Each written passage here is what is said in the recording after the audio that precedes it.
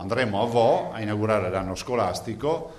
Ci sarà ovviamente l'ospite d'onore, sarà il Presidente della Repubblica, e poi ci saranno i bimbi, gli insegnanti, la cittadinanza, e quindi penso che sia un bel riconoscimento per quello che è stata la storia sanitaria, epidemiologica del Veneto. Il Presidente della Repubblica Sergio Mattarella tornerà in Veneto per l'apertura dell'anno scolastico a Vo, primo comune colpito dal coronavirus in Veneto e paese simbolo dell'emergenza sanitaria in regione.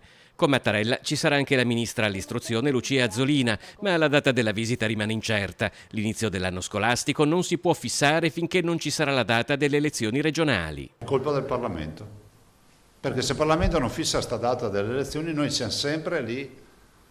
È veramente, tocchi un punto cruciale. Noi oggi non siamo in grado di programmare l'apertura delle scuole perché vorremmo capire quando si va a votare.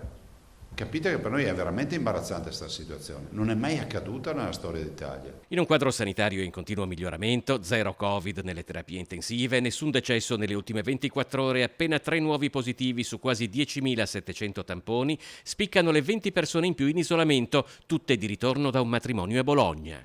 Abbiamo dovuto mettere in isolamento un nucleo familiare allargato perché in quel matrimonio abbiamo avuto notizie dall'Emilia Romagna che c'era un positivo. Sempre sul fronte sanitario, la Regione finanzierà con 9.700.000 euro 90 borse di studio per specializzandi.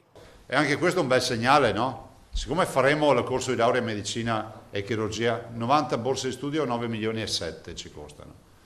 E siccome faremo il corso di laurea in medicina e chirurgia a Treviso, volenti o nolenti noi lo facciamo.